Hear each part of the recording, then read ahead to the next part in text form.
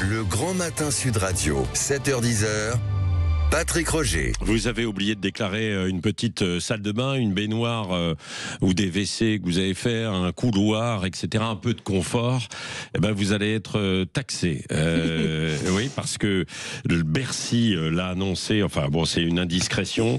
Bercy prépare une petite révolution pour ça. La taxe foncière augmentée d'office pour 7,5 millions de logements l'année prochaine. Une maison sur 4, 15% des appartements qui vont voir leur taxe foncière augmenter de 63 € en moyenne. Est-ce que vous vous sentez concerné? Vous voulez réagir? 0826 300 300.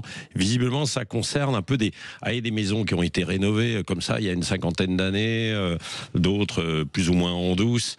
Il paraît que ça va concerner beaucoup, hein, c'est très officiel, la Corse notamment, quoi. Voilà, je vois la Corse, 42% dans l'Aude aussi, dans le département de l'Aude. Tiens, si vous êtes là-bas, vous pouvez réagir. On va en parler tout à l'heure, Elisabeth, si vous le voulez bien, hein, au 0826 300 300 avec les auditeurs. Mais on va commencer sur ce que je disais tout à l'heure. Emmanuel Macron part en guerre contre les réseaux sociaux parce qu'il dit c'est une menace pour la démocratie. Est-ce que vous êtes d'accord ou pas avec ça, Elisabeth et Éric Revel, et puis vous au 0826 300 300. Elisabeth. Alors, je crois que c'est Vincent Trémollet de Villers qui dit ça dans le Figaro. Qui dit que le problème, c'est pas les élections en Moldavie, le problème, c'est ce que ça fait au cerveau des enfants. Et ça fait effectivement depuis maintenant une bonne dizaine d'années que plusieurs livres de gens tout à fait raisonnables, qui ne sont pas des réactionnaires échevelés comme votre servante, disent attention, ça atteint les capacités cognitives. Et nous voyons bien maintenant des générations biberonnés aux réseaux sociaux, arrivés à l'âge adulte, et on voit bien la difficulté de concentration, d'attention, d'intérêt même. Ça, c'est pour les plus jeunes, quoi. Hein, oui. Mais oui, mais les plus jeunes vont devenir, vous savez, assez rapidement les adultes, les gens qui seront aux manettes. Et il me semble qu'on parle tout le temps de ce qu'on fait aux générations futures, le climat, etc. Mais on oublie ce crime épouvantable, c'est d'avoir détruit l'école et en plus d'avoir créé ce truc, si vous voulez, qu'on appelle les réseaux sociaux, qu'on ne va pas faire rentrer dans la bouteille, mais qui, toute chose moins balancée... Donc ce que vous dites, vous, c'est surtout concernant les jeunes, quoi, qu'il faut essayer de réguler. Mais ça, c'est pas évident. Hein. J'aimerais vous entendre d'ailleurs au 0826 300 300. Eric. Voilà, il va me dire. Alors je dois être une sorte de réactionnaire, mais alors pas échevelé, moi, j'en ai rien à aussi. Attendez, vous avez encore des cheveux. Oui, je partage le point de vue d'Elisabeth Lévy, mais je rajoute une chose quand même qui me tracasse un peu. Emmanuel Macron, sur le fond, il n'a pas tort. Il y a à boire et à manger, si j'ose dire, sur les réseaux sociaux. Mais ce qui m'embête quand même beaucoup, je vais vous dire, c'est que lui qui a tellement utilisé les réseaux sociaux par le passé, en se mettant en scène, dans des vidéos, etc., il découvrirait que ces réseaux sociaux, il faut les corseter, il faut, certains diraient, les museler.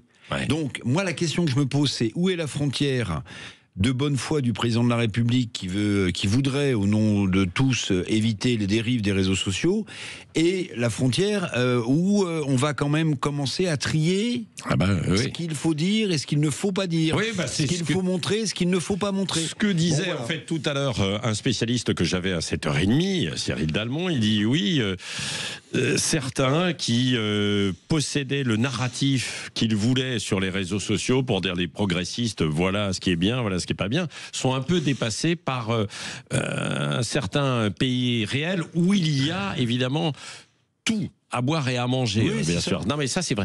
Sur ce que vous disiez, Elisabeth, c'est William qui est avec nous au 0826 300 300 sur Sud Radio. Bonjour William, du côté de Brive-la-Gaillarde. Concernant les réseaux sociaux pour les enfants. Bonjour William. Bonjour William. Bonjour. Alors, je suis extrêmement satisfait qu'une décision puisse être prise. Et je rejoins complètement le fait qu'on ne sait pas réellement ce que ça va faire sur nos jeunes qui ont aujourd'hui 13, 14, 15 ans et qui seront amenés notamment à voter dans 3 ans. Ce sont des jeunes adultes dans très peu de temps. Et il faut arriver à imaginer l'impact aujourd'hui énorme qu'ont les réseaux sociaux. Qu'a le moindre influenceur sur les décisions, sur l'opinion, sur la manière de se comporter de nos jeunes là-dessus. Et donc je suis extrêmement satisfait qu'il y ait qu'une mesure puisse être prise. Ouais. Après, quelle qu'en soit la raison, je pense que la raison d'Emmanuel Macron, c'est une fausse politique de main tendue, et il essaye en faisant ça de récupérer cet électorat qui pouvait être plutôt côté Jordan Bardella notamment, en se disant regardez les réseaux sociaux avec tous ces stars, tous ces influenceurs qui essaient justement d'orienter nos votes. Lui, il fait une décision un peu moyenasse en disant regardez les gars, c'est pas cool, et indirectement il va tenter d'en récupérer une partie de ces gens-là qui diront finalement Emmanuel Macron a fait un geste, a fait un pas de géant envers la démocratie. Mais concernant les jeunes, je suis très satisfait. Voilà, qu'on puisse y penser, parce que ça veut dire qu'on prend conscience. Ouais. Il y a deux choses donc effectivement. Si je résume, donc c'est il faut trouver des mesures, mais lesquelles? Parce que interdire les réseaux sociaux aux jeunes, alors il peut y avoir sur les portables des techniques pour grosso modo désactiver un certain horaire, un couvre-feu le soir, etc. Non mais responsabiliser les parents aussi, mais c'est pas facile. Je crois pas qu'on va faire rentrer le diable dans sa bouteille, mais moi j'ai déjà il y a déjà une chose simple à faire. C'est pas d'essayer de fliquer comme le dit Eric, et il a raison. Ce serait encore pire si on en profitait pour fliquer certaines paroles et nous dire que sur le climat on doit dire ça et sur l'immigration on doit dire ça, etc. En revanche, les bannir des écoles, bannir les écrans totalement. D'accord. Il faut maintenant que les jeunes qui arrivent à l'école pour la première fois se disent qu'il y a une déconnexion totale entre le téléphone et l'école. C'est-à-dire, quel que soit le niveau d'ailleurs, jusqu'au lycée, on doit interdire l'entrée. Mais il faut prendre des mesures qui ont l'air comme ça brutales, mais qui vont être aussi pour les enfants une récupération de liberté. Maintenant, c'est quoi le problème des réseaux sociaux? C'est un problème général qui fait que sur les réseaux sociaux, la parole de Madame Michu sur la physique nucléaire vaut celle du prix Nobel. Et Madame Michu, elle veut que sa parole vaille celle du prix Nobel. Ben non, il faut rétablir la hiérarchie des compétences, la hiérarchie des informations. Toutes les paroles ne se valent pas sur tous les sujets. Si vous verriez les trucs. Rappelez-vous cette Candace Owen. Mais enfin, vous lisez sur Brigitte Macron. Sur Brigitte Macron, mais c'est sur toutes sortes de sujets, sur le complot pédophile de la Maison Blanche. C'est invraisemblable. Mais qu'est-ce que vous, au 0826 300 300, est-ce que vous voulez continuer d'avoir une grande liberté sur les réseaux sociaux, ou est-ce que vous voulez qu'il y ait plus de contrôle, peut-être? Mais il y en a, potentiellement, en fait, il y en a. J'aimerais en fait vous entendre en fait à ce sujet. C'est vrai que c'est complexe quand même, Éric Revel. Est-ce que vous avez dit? Je vais vous dire, ça va être un peu incohérent par rapport à ce que je disais tout à l'heure et sur les limites de la liberté d'expression si on corsette pour les réseaux sociaux. Mais moi, je vais vous dire, je serais prêt à abandonner un peu de ma liberté sur les réseaux sociaux. Parce que en fait, si vous voulez, il y a des moments, même quand vous êtes sur des sujets plus pointus que sur d'autres, bien qu'on soit pas omniscient, mais il y a des moments, je lis des trucs, je finis par me demander si ce que je lis est vrai, pas vrai. Ah bah oui. Mais oui, non, mais vous savez ce qu'ont fait les Chinois? Non. Alors je ne sais pas si c'est allé au bout, j'avais lu ça au moment où c'était un projet, c'était de faire passer un texte qui, c'est moins compliqué chez eux, qui exige des influenceurs, des gens qui s'expriment sur les réseaux sociaux, une licence ou une maîtrise ou je sais pas quoi, un diplôme dans le domaine dont ils parlent. Oui, mais alors les influenceuses qui vendent du maquillage. Oui, mais alors je vais vous dire, vous avez raison que c'est de dire avec un peu d'humour que c'est plus facile en Chine parce que c'est pas une démocratie, mais en réalité l'internet chinois il fonctionne comme un intranet, c'est-à-dire qu'en réalité c'est comme une immense entreprise, tout est contrôlé. Par contre, alors je sais pas, là vous allez me dire si je suis complotiste, est-ce que, parce que il me semble que TikTok c'est chinois et d'après tous les spécialistes c'est le pire, c'est l'algorithme qui vous flingue le plus le cerveau, qui vous met le plus des trucs fous devant le nez. Et est-ce que il y a une volonté impériale des Chinois de nous chrétieniser encore un peu plus que nous le sommes? Surtout de nous en... Bon, et je pense que... J'ai rigolé, j'ai pas dit non. Bon, Elisabeth, Eric, on va continuer dans un instant avec les auditeurs, avec William et puis d'autres au 0826 300 300. En fait, Emmanuel Macron, là, il s'attaque aux réseaux sociaux, mais ce qu'il y a derrière est pire que ça, évidemment. Et là, je ne sais pas s'il va le mettre au centre de son Tour de France, comme il repart, effectivement. C'est l'intelligence artificielle. Alors là, évidemment, avec l'intelligence artificielle, vous n'avez rien vu. On en reparle dans un instant. Et vous voulez revenir sur Marseille, là, tout à l'heure. Est-ce qu'il faut traquer les consommateurs? On peut en parler. Et puis, est-ce qu'on va craquer sous les taxes et les impôts? Qu'en pensez-vous? Est-ce que vous êtes touché, directement concerné? 0826 300 300, vous avez la parole, vous le savez, librement. Oh, c'est un peu contrôlé, mais enfin librement, tout de même, sur Sud Radio, bien sûr. Moi, je veux une taxe sur l'air qu'on respire. Voilà. Le Grand Matin Sud Radio, 7h-10h. Patrick Roger. Il est 9h moins le quart sur Sud Radio. On a beaucoup parlé, évidemment, de la menace pour la démocratie ou pas avec les réseaux sociaux. Vous pouvez continuer éventuellement de réagir. Mais il y a un autre sujet qui fait réagir et dont nous parlons au 0826 300 300. Ce sont les logements. Il va y avoir une taxe foncière qui va augmenter pour 7 400 000 logements l'année prochaine. Une maison sur 4. Vous allez réagir. En gros, Éric Revel, ce sont des travaux qui ont été menés, qui ont été plus ou moins déclarés. C'est un peu ça aussi, quoi, non? La taxe foncière, elle est calculée évidemment en fonction du nombre de mètres carrés dont vous disposez, dont vous êtes propriétaire. Mais elle est aussi calculée historiquement à partir de 6 critères qu'on appelle les critères de confort, c'est-à-dire savoir si vous êtes relié à l'eau courante, si vous avez des toilettes, si vous avez une salle de bain, douche, etc., etc. Bon, comme l'État n'a plus un euro de valide, évidemment, il fait les poches de tout le monde, et ça, c'est quand même, pardonnez-moi, mais un scandale absolu. Donc, en fait, ils se sont réveillés en se disant, mais attendez, depuis 50 ans, les logements qui étaient pas raccordés à l'eau, qui n'avaient pas de salle de bain, ils ont sans doute fait les travaux, hein. Donc, ces gens-là ont du confort, donc on augmente leur taxe foncière. Le problème quand même, Patrick, faut quand même le souligner, c'est que le bras fiscal sera aveugle, si j'ose dire. Ça veut dire que on va estimer a priori que ces gens ont fait les travaux nécessaires pour avoir un confort supplémentaire. Mais pardonnez-moi, les gens qui ont acheté ces logements-là, qui vous dit qu'ils ont les moyens, non pas de se raccorder à l'eau, mais d'avoir une salle de bain, par exemple? Eh bien, quoi qu'il arrive, ils paieront en moyenne 63 euros de plus de taxes foncières. Et ensuite, si vous n'êtes pas d'accord, vous pourrez contester. Mais on vous la posera directement. Ça doit rapporter combien? Parce que j'ai écouté votre chronique. On parle... Ah oui, non, mais ça, oui. Ah non, ça c'est autre chose. Ça, c'est parce que, ça doit rapporter quelque chose. On parle de 500 millions, en gros. Ouais. Donc, on va mobiliser des gens pour contrôler, des gens pour faire la paperasse. On va le faire de façon automatique. Il n'y aura même pas de contrôle. Oui. On va se dire, bon, bah non, mais vous avez dû faire des travaux, etc. Non, mais le sujet dont je parlais tout à l'heure, Elisabeth, non, mais j'ai compris. C'était autre chose. Il y avait sans doute un trou de 10 milliards d'euros dans les rentrées de TVA en France. Bon, Alexandre est avec nous, 0826 300 300. Alexandre de Limoges, autour du logement, justement. Bonjour, Alexandre. Bonjour tout le monde. Bonjour. Là, je suis actuellement en Thaïlande. Ah, d'accord. Mais je suis de Limoges. Ah, bon, d'accord. Mais vous êtes de Limoges, oui.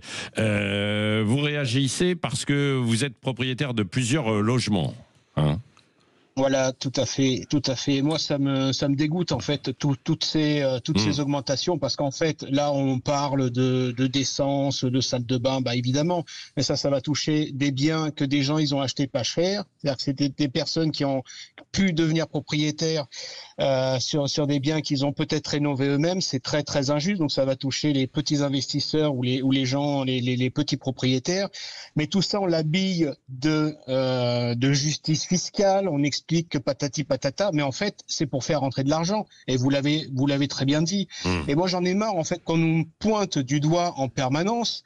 On nous met les encadrements de loyer, par exemple, pour dire que peut-être certains propriétaires abusent. Mais moi, j'aimerais bien aussi que l'État y montre l'exemple et que lui, il se mette aussi à encadrer les impôts. Parce que à chaque fois, c'est tout le temps enrobé de justice. Mais au final, la finalité, c'est payer. Voilà, donc je pense que ça suffit. Il y a d'autres pays, les gens qui voyagent en Pologne, ça coûte entre 10 et 20 euros par an la taxe foncière. Dans des villes comme Varsovie qui n'ont plus rien à envier à nous. Et ça remet en cause le droit de propriété, parce qu'au final, on devient locataire de nos biens. On finit à reverser 1 à 2 mois de loyer à l'État juste pour avoir le titre de propriété dans sa main. Donc c'est n'importe quoi. Ouais. Bon, globalement, ce que vous dites, le signal envoyé n'est pas très bon, quoi, pour l'investissement en fait dans l'immobilier. Alors c'est pas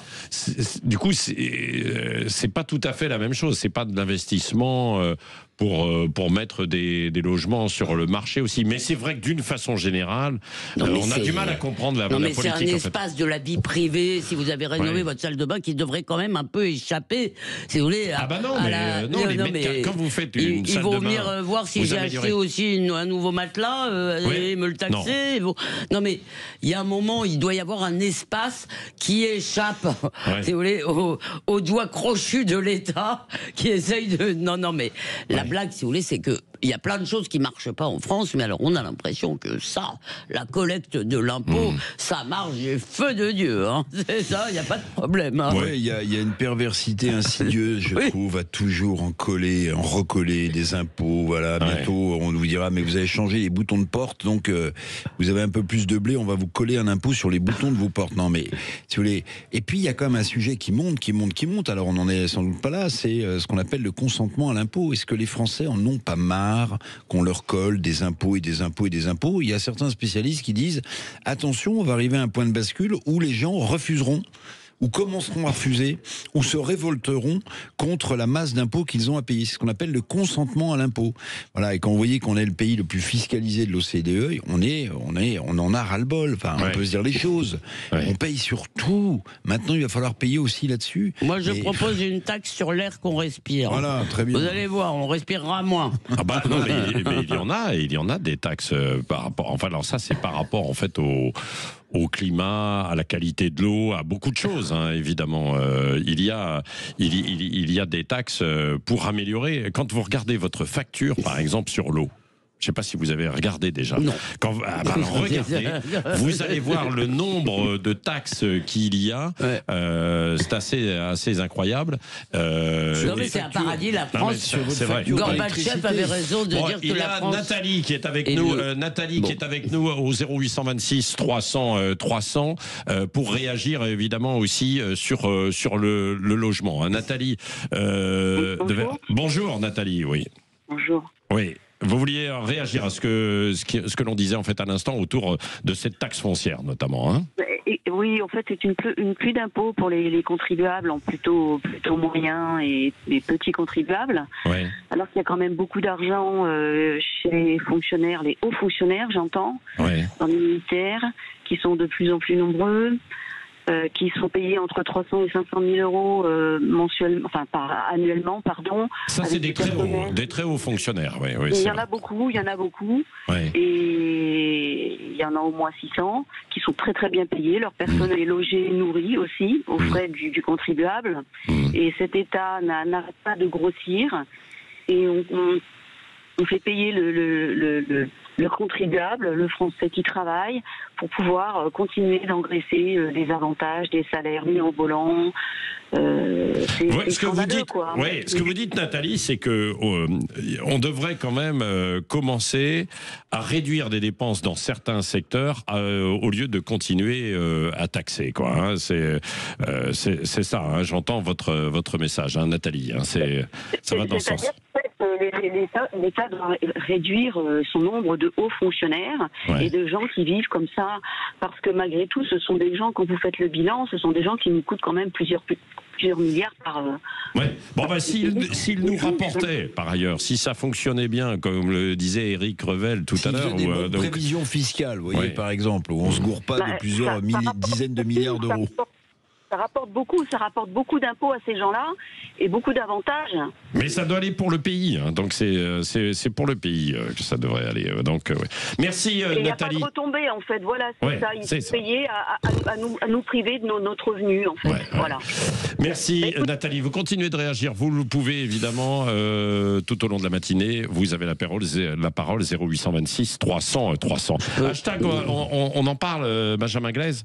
Vous voulez terminer? Revenir sur Alain Souchon. Oui, on en parle d'Alain Souchon qui est revenu sur la polémique qu'il a déclenchée vendredi dernier. Souvenez-vous, le chanteur avait affirmé sur RTL qu'il ne croyait pas en la victoire du RN à la prochaine présidentielle pour cette raison. Je ne crois pas que les Français soient assez cons pour élire quelqu'un du Front National pour diriger. Que les gens du Front National soient là pour asticoter le pouvoir, pour dire il faut faire ça, ça c'est normal, c'est la démocratie. Mais si jamais ça arrivait, on irait en Suisse.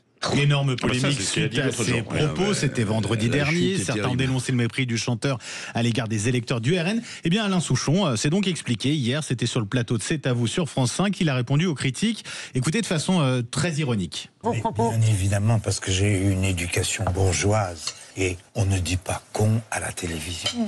C'est un gros mot. Oui, mais alors en tout cas, vous ne vouliez insulter personne, ni aucun électeur, ni aucun Français. Bah bien sûr, voilà. On dit des choses comme ça. J'ai fait comme si j'étais avec des amis chez moi. Puis en fait, il faut pas aller à la télévision, il faut mesurer tout ce qu'on dit. Voilà, à ses côtés, dans l'émission, rapidement, son fils a tenu à préciser qu'en aucun cas, son père avait prévu de partir en Suisse. C'était une blague. Il aime trop son pays pour le quitter. Moi, j'ai pas envie d'aller dîner chez Alain Souchon pour entendre autant de lieux communs bébêtes.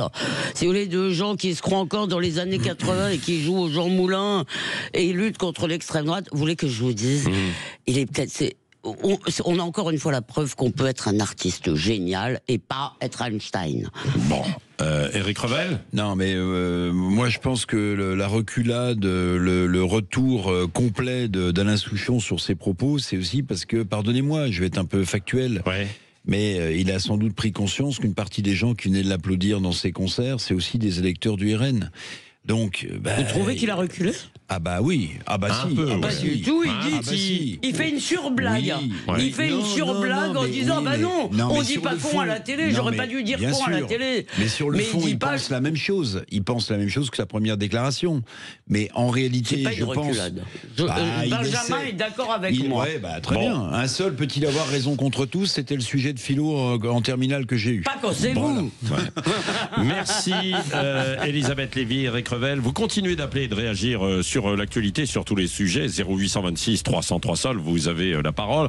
On poursuit dans un instant en direct du Congrès des maires avec Jean-François Killy qui va notamment recevoir le maire de Montpellier. Tiens, vous voulez poser une question au maire de Montpellier ? Bah, vous n'hésitez pas sur les transports, par exemple, ou les transports gratuits ou sur d'autres sujets.